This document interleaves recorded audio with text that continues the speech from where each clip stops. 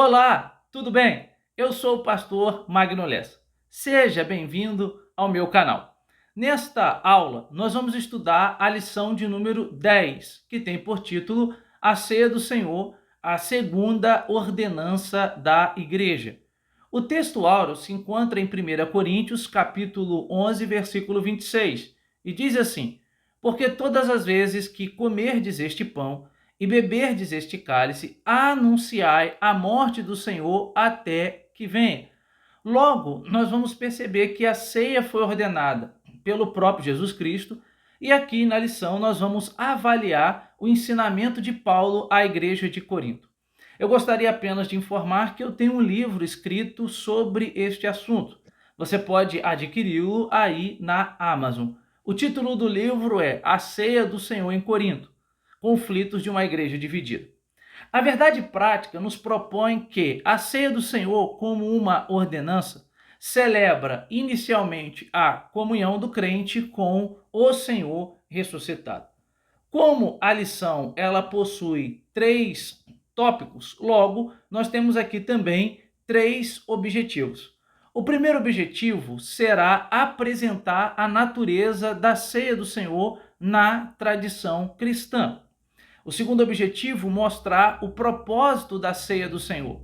E o terceiro objetivo, refletir a respeito do modo de celebração da ceia do Senhor. Logo, a palavra-chave que norteia toda a presente lição é a palavra comunhão. Dito isso, então, vamos aqui à introdução. Diz o autor: assim como o batismo em águas, que nós estudamos na aula passada, a ceia do Senhor também é uma ordenança dada por Jesus à sua igreja. Logo, afirmamos que nós possuímos 2 ordenanças de Jesus: o batismo e a ceia do Senhor. Ao longo da história, a igreja tem a ceia do Senhor como uma das celebrações mais significativas. Isso porque a ceia demarca a comunhão entre os membros que participam dela. Era uma comunhão horizontal com o próximo, com os outros cristãos, e uma comunhão também vertical com o próprio Deus. Nesse sentido, o cristão pode contemplar a ceia sob 3 perspectivas. A primeira seria olhar para trás. Ao olhar para trás, vemos o sacrifício de Jesus, vemos a morte expiatória de Cristo, ou seja, Jesus se entregando pelos nossos pecados. Logo, a cruz aponta para o passado, para aquilo que Cristo fez. Nós também podemos, em segundo lugar, olhar para o presente e assim ver a nossa condição real, a nossa condição de pecadores diante de Deus, que carecem da graça e da misericórdia do Senhor. E em terceiro lugar, a ceia nos convida a olhar para o futuro. Diz Paulo que devemos proclamar, anunciar até que Jesus venha. Logo, a ceia nos faz ver o futuro e anunciar a vinda do Senhor. Olhamos para trás, portanto, e lembramos de sua morte. Olhamos para frente e enxergamos a nossa condição e suplicamos pela graça de Deus. E olhamos para o passado e para o futuro. E assim, então, proclamamos a morte de Cristo na expectativa de que ele voltará para nos buscar, desejosos de um dia estarmos com ele, ceando com ele. Nesse sentido, então, a ceia é uma cerimônia que deve ser celebrada com júbilo, com alegria, com expectativa, tá? Muito bem. Dito isso, então, nesse panorama geral introdutório, vamos aqui agora pontualmente aprofundar sobre o conceito da ceia e entender essa ordenança e também aquilo que Paulo nos instrui. Logo, o primeiro tópico diz: a natureza da ceia do Senhor na tradição cristã. Vamos ver aqui como que a ceia ela é celebrada, ela é entendida em algumas tradições cristãs. Então, em primeiro lugar, nós vamos ver na tradição católica romana. A tradição católica romana, ela compreende de forma literal as expressões ditas por Jesus em referência ao seu corpo e o seu sangue. Em Lucas capítulo 22, versículo 19, Jesus diz: isto é o meu corpo. E ele então, ao pegar o pão, disse isso, e ao pegar o cálice, ele disse: este cálice é o meu sangue. No entendimento católico apostólico romano, durante o cerimonial da ceia, que os católicos chamam de Eucaristia, a Eucaristia passa por uma mudança de substância. Essa proposta, ela é historicamente conhecida como transubstanciação, ou seja, a substância que está ali, ela é alterada, ela é mudada. E os católicos então acreditam que literalmente aquela hóstia ou aquela Eucaristia, ela se torna literalmente a carne de Cristo, ou seja, o corpo literal de Cristo. Daí vem a ideia de transubstanciação, ou seja, houve uma mudança de substância. Não é apenas uma hóstia que é feita de trigo, mas a sua substância mudou e é o próprio corpo de Cristo. Os católicos levam isso com bastante seriedade, inclusive, né, tem uma grande reverência quanto ao momento de participação ali da Eucaristia. No entanto, para nós, existem dois problemas com essa interpretação. O primeiro problema diz respeito a uma natureza lógica, pois quando Jesus celebra a última ceia com os seus discípulos, ele estava presente com os seus discípulos e, portanto, não poderia estar fisicamente no pão e muito menos no cálice, já que fisicamente Jesus estava com eles, na frente deles, participando da ceia com eles. Por outro lado, entender essas palavras de Jesus também de forma literal e não como metáforas que apresentam ali um simbolismo, por exemplo, cria problemas de natureza exegética. Isso porque, em outro momento, Jesus diz que ele era a porta. João capítulo 10, versículo 9. Nitidamente, quando lemos Jesus afirmando eu sou a porta, Jesus está ali usando de uma metáfora. Não pode ser lido o texto literalmente. Ele não se referia a uma porta literal. É por isso que nós não abraçamos a transubstanciação. Entendemos a ceia de uma outra maneira. Bom, vamos aqui então para uma outra tradição, que é uma tradição protestante. Essa é a tradição luterana. A tradição luterana, ela diverge, ela é diferente da católica, porque os luteranos não acreditam que aquela hóstia ou o pão se tornou literalmente o corpo de Cristo. Para os luteranos, o pão permanece sendo pão e o cálice, o vinho, permanece sendo vinho. No entanto, eles acreditam que quando Jesus afirmou isto é o meu pão, o meu corpo e isto é o meu sangue, o entendimento luterano é aquilo que ficou historicamente conhecido como consubstanciação. A ideia da consubstanciação é que o pão permanece pão, o vinho permanece vinho, mas o corpo de Cristo adere à substância pão, adere à substância vinho. A ideia é o seguinte: o pão permaneceu sendo pão, mas o corpo literal de Cristo, ele é fixado àquele pão. Ele se junta àquele pão. Isso é a consubstanciação. Há uma junção de mais de uma substância, o pão e o corpo de Cristo. A ideia, portanto, não é que o pão se transformou no corpo. O pão permanece sendo corpo, mas há ali também, junto daquele pão, consubstanciado aquele pão ali, há o corpo de Cristo. Note, portanto, que Martim Lutero ele não conseguiu se desvencilhar da proposta muito distante da proposta católica, não. Olha só o que diz o comentarista da lição. A tradição luterana diverge da tradição católica quando nega que os elementos da ceia, o pão e o vinho, se tornem ou se convertam no corpo e no sangue de Cristo. Contudo, afirma que o corpo físico de Jesus está presente no pão da ceia. Ou seja, a substância corpo de Jesus se une à substância pão. Ok? Bom, vamos aqui então para a terceira posição. E esta, portanto, é a posição adotada pelos evangélicos, ou seja, pelos pentecostais, tá? E alguns reformados também adotam esta posição.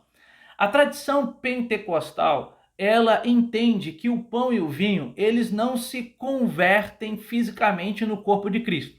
Então, a tradição pentecostal, ela discorda da transubstanciação católica. Além disso, a tradição pentecostal também discorda da posição luterana da consubstanciação, porque para o pentecostal, o corpo físico de Jesus não adere ao pão e nem muito menos o vinho, o sangue dele ao vinho. Para o pentecostal e algumas igrejas, outras evangélicas, talvez a maioria, o pão e o vinho é um símbolo, ou seja, eles simbolizam o corpo e o sangue de Cristo. Ou seja, permanece sendo pão, permanece sendo suco de uva, sendo vinho. Mas quando nós vamos participar, a nossa memória ela é ativada e nos faz lembrar daquilo que Cristo fez, porque é um símbolo. O que é um símbolo? O símbolo é uma realidade física que aponta para uma outra realidade, que aponta para alguma coisa. Deixa eu dar um exemplo aqui. Aqui perto de onde eu moro, né, saindo da minha cidade para uma cidade aqui próxima, se você for de carro, vai ver algumas cruzes fixadas na beira da estrada. Quando a gente olha aquelas cruzes fixadas ali, a nossa mente se remete ao fato de que alguém morreu ali. Não precisa ter uma faixa escrito assim, aqui morreu fulano de tal. Basta uma cruz estar fixada na beira da estrada, no acostamento, geralmente são em curvas, que ao ver aquela cruz eu concluo que alguém morreu ali, porque a cruz é um símbolo de morte. Logo, portanto, para nós, o pão e o vinho são símbolos que apontam para o corpo e o sangue de Jesus. Essa é a posição majoritária. Também os pentecostais, e aqui até bebendo um pouquinho dos nossos irmãos reformados, né, sendo influenciados pelos nossos irmãos reformados, nós enfatizamos que existe a presença espiritual de Jesus ali nos elementos da ceia. Acreditamos que Jesus se faz espiritualmente presente nos símbolos da ceia. Não é que o corpo físico dele esteja ali, mas espiritualmente ele está ali. Além disso, nós enfatizamos também o aspecto memorial da ceia do Senhor. Isto é, a ceia é um memorial que nos faz lembrar aquilo que Cristo fez por nós. Logo, para os pentecostais, aqui se tratando da Assembleia de Deus, entendemos que na ceia nós temos a comunhão. Essa comunhão se dá horizontal com o próximo e também vertical com Deus. Acreditamos que esse ensinamento se ajusta aí ao ensinamento de Jesus e Paulo no Novo Testamento. Ok? Muito bem. Vamos então agora para o tópico de número 2, que diz assim: o propósito da ceia do Senhor. Bom, vamos ver aqui então quais são os propósitos que estão presentes ali no momento da celebração da ceia. O que a Bíblia tem a nos dizer sobre isso? O primeiro propósito é que a ceia visa celebrar a expiação de Cristo. Ao escrever sobre a ceia do Senhor, à igreja que estava em Corinto, Paulo diz que quando os irmãos celebram a ceia, 1 Coríntios 11, 26, que é o texto áureo, eles anunciam a morte do Senhor. Nesse caso, então, a ceia aponta para o Calvário. A igreja de Corinto precisava entender isso. A questão em Corinto é que a ceia era um local de comunhão, era um local de alegria, era um local de celebração.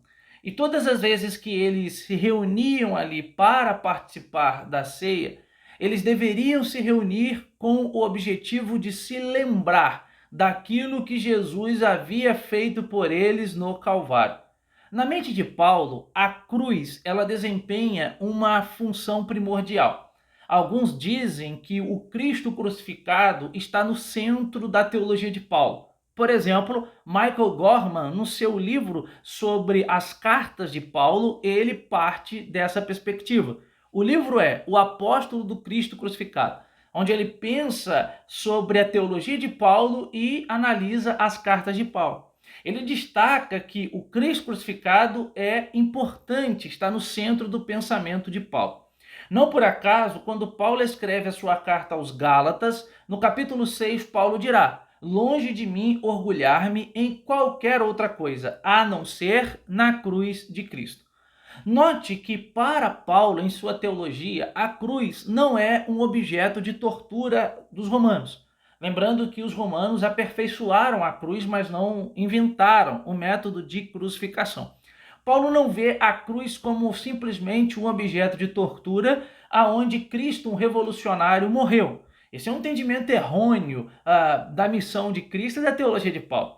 Paulo vê na cruz o Deus encarnado que morreu, sendo sobre ele executada a justiça de Deus, porque esse Deus nos ama de maneira incondicionalmente, ele executa a justiça sobre o seu Filho para nos salvar. Então a cruz para Paulo não representa a derrota, a cruz para Paulo representa a vitória. A cruz celebra a vitória de Cristo. A vitória de Cristo sobre o pecado e, portanto, dirá Paulo que por sua morte e, consequentemente, ressurreição, Cristo nos libertou. Ele diz isso aos Gálatas, foi para a liberdade que Cristo morreu por nós. Nos liberta do poder da morte, do nosso último inimigo, e nos liberta também de todo o poder do diabo, visto que o pecado já não mais domina a nossa natureza e não somos mais escravos do pecado. Então, em Paulo, a morte de Cristo nos confere justificação, ou seja, tomando aqui a proposta tradicional da justificação, até a proposta de Martim Lutero, nós somos declarados justos. Cristo nos justifica, nos declara justos diante de Deus. E também, por intermédio da cruz, Cristo nos reconcilia com o Pai. Entenda que o pecado havia criado um abismo, uma separação entre o homem e Deus.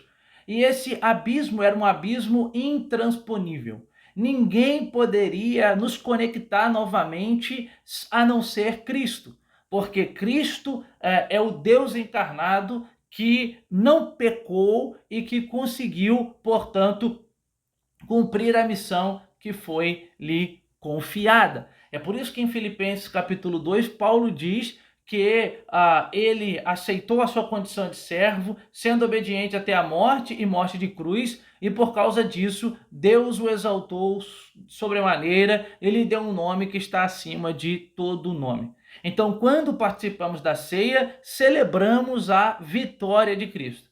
Gritamos em alto e bom som que Cristo venceu a morte e ressuscitou por nós. Em segundo lugar, a ceia visa proclamar a segunda vinda de Cristo.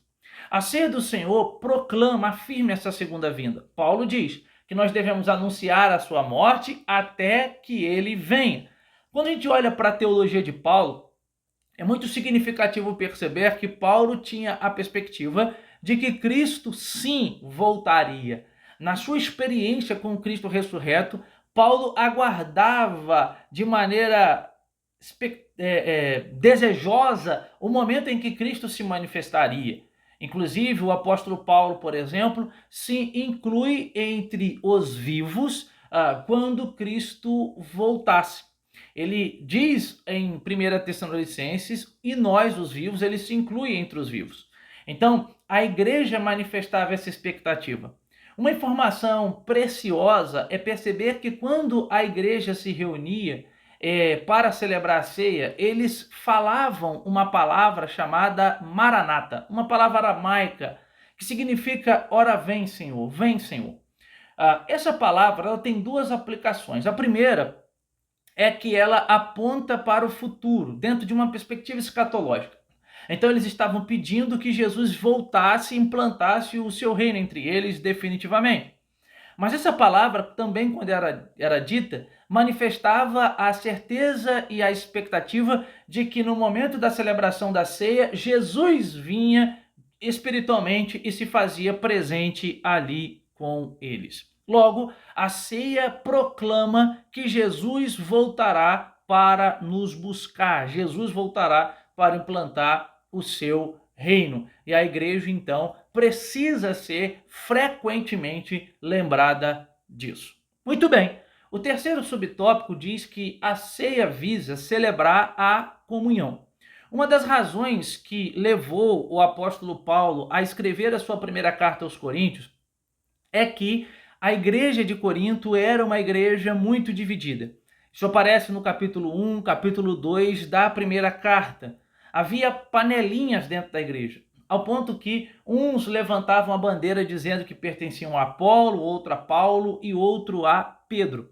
Talvez esse pertencimento, segundo alguns estudiosos, esteja ligado ao fato de quem eles mais tinham afinidade e também quem os havia batizado. Logo, isso dividia a igreja. Era uma igreja dividida entre ricos e pobres, entre fortes e fracos. Isso fica nítido ao longo da carta de 1 Coríntios. Só que o problema da divisão, ele acaba sendo, ganhando espaço dentro da celebração da ceia. E a explicação aqui é simples. Naquele momento, a ceia não era só o pão e o cálice. Havia o pão e o cálice, mas não era apenas o pão e o cálice. A ceia também era uma comida, era alimento. Eles levavam alimentos para participar daquele momento de celebração. O que acontece é que as pessoas mais ricas da comunidade cristã de Corinto, elas conseguiam chegar mais cedo na celebração. E ali então comiam aquele alimento e se banqueteavam com os outros que chegavam. O que ocorre é que os mais pobres, que geralmente tinham que trabalhar até mais tarde, chegavam depois. E quando chegava, a comida já havia quase que acabado. Inclusive, tinha gente se embriagando no momento da ceia. Paulo diz isso em 1 Coríntios capítulo 11. Uns se embriagam e outros passam fome. Os pobres então comiam o que sobrava. Além disso, não tinha espaço em um determinado cômodo, que era o cômodo onde a comida era servida, para todo mundo, que era o triclínio. Então, os mais pobres, os que chegavam depois, tinham que comer em um outro lugar. Esses dois problemas, uns comiam mais e comiam em locais separados, era um nítido indicativo de que não havia comunhão entre eles. Isso porque eles estavam reproduzindo o que culturalmente e costumeiramente acontecia nos banquetes na cidade de Corinto, porque em Corinto era comum fazer isso. Nos banquetes, nas associações de Corinto, os mais ricos comiam melhor do que os mais pobres e comiam em locais mais privilegiados. Eles estão reproduzindo isso dentro do ambiente da ceia. É por isso que Paulo diz que quando eles se ajuntassem para comer, uns deveriam esperar pelos outros e todo mundo comer de maneira junta. Isto porque a ceia celebrava a comunhão e eles estavam usando do momento da ceia para não manifestar comunhão. Em outras palavras, para humilhar o outro dentro da comunidade.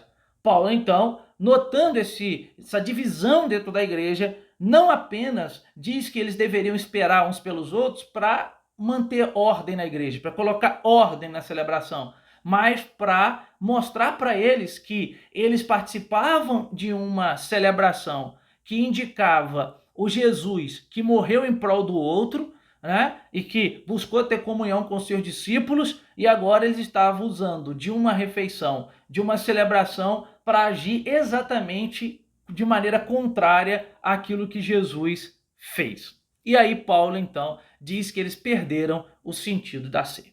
Ok? Bom, vamos aqui então para o tópico de número 3, o modo de celebração da ceia do Senhor. O que é participar indignamente? Então, Paulo diz isso no versículo de número 27, que havia ali pessoas que estavam participando de maneira indigna. E Paulo adverte sobre o perigo de participar indignamente. Eu preciso perceber, inicialmente, que o termo em português indignamente é a tradução de um advérbio grego chamado anakios, um advérbio que indica maneira ou modo como se faz uma coisa, enquanto um adjetivo indica o seu estado. Nesse sentido, esse advérbio ele modifica o verbo comer e está relacionado ao modo ou maneira como os coríntios estavam comendo da ceia do Senhor. Eles estavam comendo de maneira desordenada. Um não esperava pelo outro. Estavam comendo de maneira indisciplinada e de maneira irreverente, de modo que alguns se embriagavam. Comer indignamente, à luz do contexto, é comer desprezando o irmão. É comer não em comunhão com o irmão. Note que Paulo ele diz assim, quando ele está falando do corpo e do sangue de Cristo, elementos da ceia, ele cita essas duas coisas juntas, corpo e sangue, corpo e sangue, corpo e sangue, corpo e sangue. Mas, nesse momento, Paulo não cita a expressão sangue, ele cita só a expressão corpo. Ele diz assim, que há alguns que comem indignamente, não discernindo o corpo do Senhor. Como Paulo cita apenas a expressão não discernindo o corpo do Senhor, muitos estudiosos, ou por que não dizer a esmagadora maioria, como o Stanley Orton, por exemplo, no seu comentário publicado pela CPAD, de 1 Coríntios, diz que nesse momento Paulo não está falando do corpo, pão, elemento da ceia, mas Paulo está falando do corpo, igreja de Cristo, a igreja enquanto corpo de Cristo. Então Paulo está dizendo assim, que comem indignamente porque não estão discernindo a igreja de Cristo, o propósito da igreja, a finalidade da igreja, que é a comunhão horizontal. Então, comer indignamente no contexto está muito ligado à questão de comer sem se preocupar com o irmão. Se eu fosse aplicar isso hoje, eu ia dizer que é comer de mal com o irmão, comer sem comunhão com o irmão, comer desprezando o irmão. Comer indignamente é comer sem estar em comunhão com a igreja. Isso é comer indignamente com os demais irmãos. Logo, nós temos aqui uma celebração que não era reverente, tá? Então, uma celebração reverente. Se, em lugar de um advérbio que indica modo ou maneira, Paulo tivesse usado um adjetivo que indica estado, qualidade ou natureza, então ninguém poderia participar da ceia, pelo fato de que ninguém é digno. Isto é, se Paulo não tivesse usado um advérbio para falar para destacar a questão do problema que estava acontecendo ali, e tivesse usado um adjetivo para falar de que a participação era indigna, o autor da lição diz que ninguém poderia participar, porque de fato ninguém é digno de participar da ceia. Ninguém é digno porque nós pecamos, porque nós falhamos. Diz João, na sua primeira epístola, que se dissermos que não temos pecados, nós somos mentirosos, porque temos pecado. A natureza pecaminosa, ela está presente em nós, e o Espírito Santo é aquele que nos ajuda. Logo, a ceia não é o banquete dos dignos, é o banquete dos indignos, mas dos indignos que encontraram perdão dos seus pecados através da morte expiatória de Cristo e se arrependeram de seus pecados, confessando Jesus como o Senhor da sua vida. Então, como mostramos, não é esse o caso. É verdade que não participamos da ceia porque somos dignos. Participamos da ceia pela graça do Senhor, por um favor que nós não merecemos.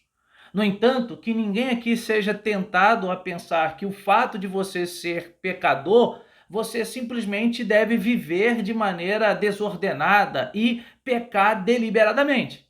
Uma vez que somos salvos e abraçamos a Cristo, cumpra em nós a ação do Espírito Santo nos santificando para cada dia parecermos mais com o Senhor. Muito bem. Em terceiro lugar, celebração festiva. A ceia do Senhor celebra a morte e ressurreição de Jesus. Indica para nós que Jesus morreu, e isso é um fato, mas também nos afirma que Jesus ressuscitou. Morte e ressurreição andam de mãos dadas na teologia de Paulo. Dirá Paulo: se Cristo não ressuscitou, a nossa fé é vã, a nossa fé é destituída de sentido, a nossa fé não tem sentido. Deve, portanto, ser uma celebração reverente, no entanto, uma celebração festiva, uma celebração alegre, uma celebração de agradecimento por aquilo que Jesus fez por nós. A ênfase da ceia é gritar aos quatro cantos que Jesus vive, e por isso nós podemos celebrar, e por isso nós temos motivos para celebrar. É gritar em alto e bom som que a tumba não prendeu ele, que ele venceu a morte. Deve haver reverência e deve haver abundância de alegria. Amém? Vamos então aqui à nossa conclusão. Então, nesta lição, sob diferentes perspectivas, nós vimos alguns aspectos que revelam o sentido e o propósito da ceia do Senhor. Destacamos aqui que a ceia visa anunciar a morte de Cristo, visa celebrar a comunhão entre os participantes, dizer que Jesus está voltando, então ela aponta para o futuro. Notamos que a ceia ela é uma ordenança de Cristo.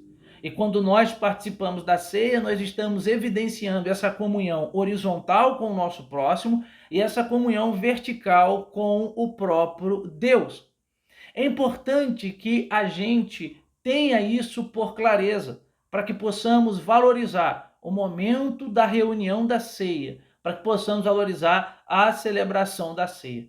Conscientes de que não somos dignos de participar, mas a graça de Cristo nos alcançou, nos mudou, nos transformou, perdoou o nosso pecado e Jesus nos chama a cear. Mas isso não é um salvo-conduto para que você peque, é exatamente o contrário. Aquele que foi alcançado pela graça e abraçou o chamado da graça de Deus é consciente de sua natureza pecaminosa e dia após dia busca em Deus se arrepender de seus pecados. Amém? Que Deus te abençoe. Até a nossa próxima aula.